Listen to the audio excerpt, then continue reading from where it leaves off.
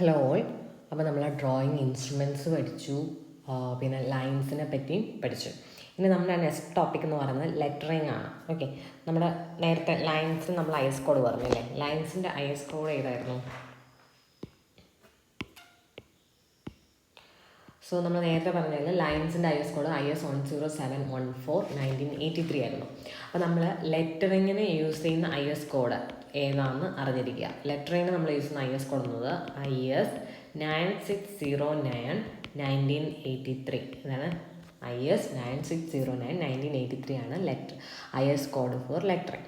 നമ്മൾ ഒരു ലെറ്ററിൻ്റെ size designate ചെയ്യുന്നത് അതിൻ്റെ ഹൈറ്റിനെ ബേസ് ചെയ്തിട്ടാണ്. ഓക്കെ, ഞാനിപ്പോൾ ഈ H എന്ന് ഞാൻ ഒരു ലെറ്റർ എഴുതി കഴിഞ്ഞാൽ ഇതിൻ്റെ ഈ ഒരു ഹൈറ്റ് ആണ് അതിൻ്റെ സൈസ് എന്ന് പറയുന്നത്. സോ എന്താണ് size of a letter designated by height of letter. അത് ഇമ്പോർട്ടൻ്റ് ആണ്. എന്താണ് size of a letter is designated by height of a letter.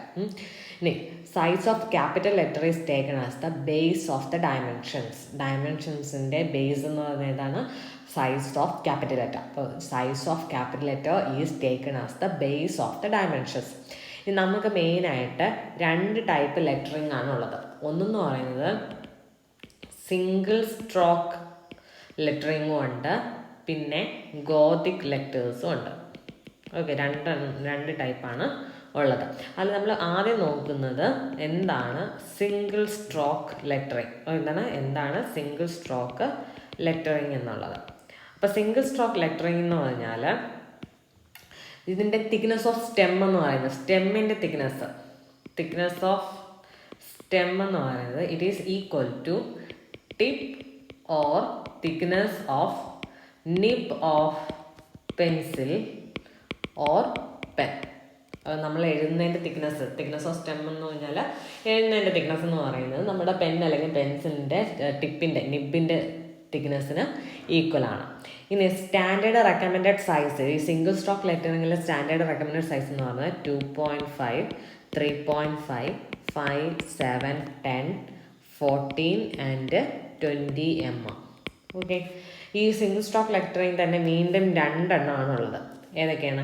Type A ഉണ്ട്, ടൈപ്പ് ബി ഉണ്ട്. ടൈപ്പ് എ എന്ന് പറഞ്ഞാൽ അതിൻ്റെ തിക്നെസ് എന്ന് പറയുന്നത്, തിക്നെസ് നമ്മൾ D കൊണ്ടാണ് ഡിനോട്ട് ചെയ്യുന്നത്. ഓക്കെ, അതെന്ന് പറയുന്നത് 1/14 H ആണ്. H എന്ന് പറഞ്ഞാൽ height of a letter. Okay, അപ്പോൾ ടൈപ്പ് എ എന്ന് പറഞ്ഞാൽ എന്താണ് തിക്നെസ് എന്ന് പറയുന്നത് equal to 1/14 H. Type B വരുമ്പോഴത്തേക്കും തിക്നെസ് എന്ന് പറയുന്നത് 1/10 H. H എന്ന് പറഞ്ഞാൽ height of the letter, thickness ആണ് നമ്മൾ കണ്ടുപിടിക്കുന്നത്. ഇനി നമ്മുടെ അലൈൻമെൻറ്റിൻ്റെ ബേസിസിൽ നമുക്ക് വീണ്ടും 2ആയിട്ട് തരംതിരിക്കാം. ഒന്നെന്ന് പറയുന്നത് വെർട്ടിക്കൽ. ഓക്കെ, വെർട്ടിക്കൽ ലെറ്റേഴ്സ് ഉണ്ട്. അതെന്ന് എന്താണ്, ഞാനിപ്പോൾ H എന്ന് ഇങ്ങനെ വെർട്ടിക്കലായിട്ട് എഴുതിയാൽ ഞാനിങ്ങനെ ഒരു ലൈൻ വെച്ച് ഈ ആംഗിൾ എന്ന് പറയുന്നത് എത്രയായിരിക്കും? 90 ഡിഗ്രി ആയിരിക്കും. And this is the height.